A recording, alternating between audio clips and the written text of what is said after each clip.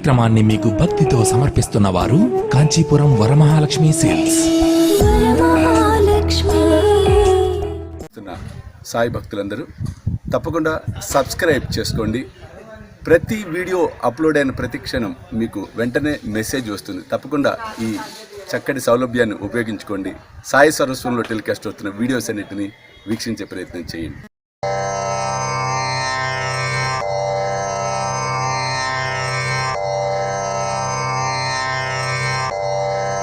బాబా చెప్తున్న గొప్ప విషయం అదే. నీకు నాకు మధ్య ఉన్న తెరను తొలగించి చూడరా, నీకు నా దివ్య దర్శనం అవుతుంది అన్నాడు బాబా. ఆ తెర అజ్ఞానం, ఆ తెర అహంకారం, ఆ తెర మాయ.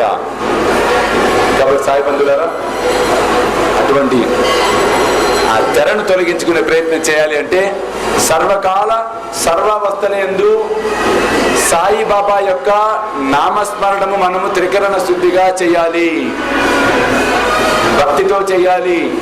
మనసు ఎక్కడో తనువెక్కడో కాదండి. ఆ పద్ధతిలో చేయటం వలన ఉపయోగం ఏమీ లేదు. కాబట్టి సాయి బంధువులారా, ఈ 7 రోజుల పాటు మనం ఇక్కడ కార్యక్రమం ఎందుకు జరుపుకుంటున్నామంటే కర్మ తీవ్రతలు తగ్గించుకొని తద్వారా పరబ్రహ్మ స్వరూపుడు యొక్క నామస్మరణం చేసేందుకు, మన మనస్సును ఏకాగ్రతతో ఉంచేందుకు ఈ యొక్క సాధన. కాబట్టి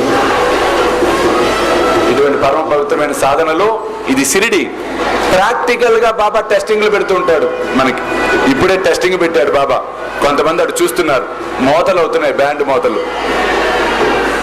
చూసారా. కొంతమంది ఆసక్తిగా ఉంది, ఏంటి బ్యాండ్ చప్పట్లు ఏమిటో చూద్దాం. కొన్ని తలకాయలు అటు తిరిగినాయి. అంటే బాబా ప్రత్యక్షంగా ఎలా ఉంటుందంటే ఆయన యొక్క అద్భుతమైనటువంటి తత్వం చెప్పేవాడు కాదండి, చేసేవాడే. అనుభవాన్ని ఇస్తూ ఉంటారు సాయిబాబా. ఇక్కడ మనం చెప్పుకుంటున్నాం, చాలా ప్రవచనాలు చెప్పడం జరిగింది.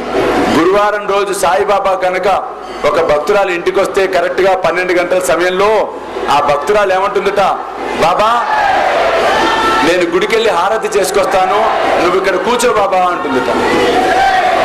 అంటే చూడండి ఎంత అజ్ఞానం. సాక్షాత్ సాయిబాబానే ఇంటికి వస్తే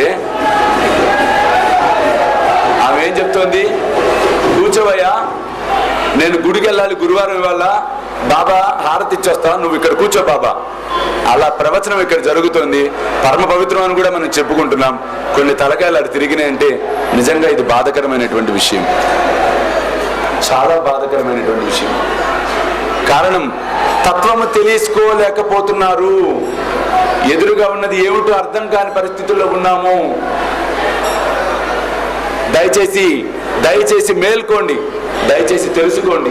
సాయి ఎక్కడున్నాడు గ్రహించే ప్రయత్నం చేయండి. సాయి సర్వాంతర్యామి, అందరి హృదయాలలో కొలువై ఉన్నవాడు బాబా. ఈ సత్యం ఎప్పుడైతే అవగతం అవుతుందో ఆయన మీద మనసును మనం నియంత్రించుకోగలుగుతాం.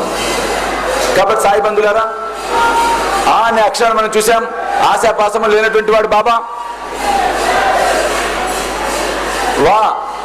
జన్మ వాసనలు అనేవి ఉండవండి. కారణం సాయిబాబా అయోని సంభవుడు. జీవాత్మలకు మాత్రమే జన్మ వాసనలు అనేవి ఉంటాయి. పరబ్రహ్మ స్వరూపుడు, వారికి జన్మ వాసనలు ఉండవు.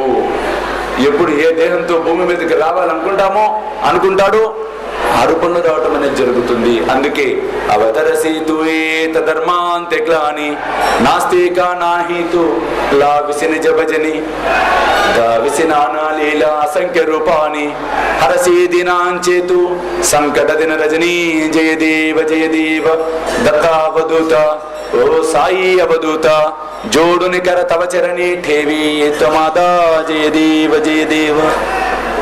ఎంత అద్భుతంగా చెప్పుకున్నాం. హారతులు పాడతాం ఈ యొక్క చరణం.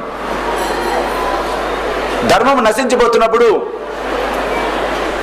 నాస్తికులు ప్రజ్వరిల్లిపోతున్నప్పుడు ధర్మాన్ని కాపాడటం కోసం, సంస్థాపన చేయడం కోసం అవతరసి తూయేత ధర్మాంతి గ్లాని నాస్తికా నాహితు లావిసి నిజ భజని దావిసి నానా లీలా అసంఖ్య రూపాన్ని. దావిసి నానా లీలా అసంఖ్య రూపాన్ని. అయ్యా ధరించావు అసంఖ్యాకమైనటువంటి రూపాల్ని.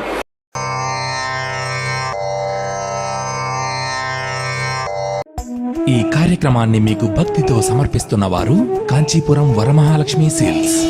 వరమహా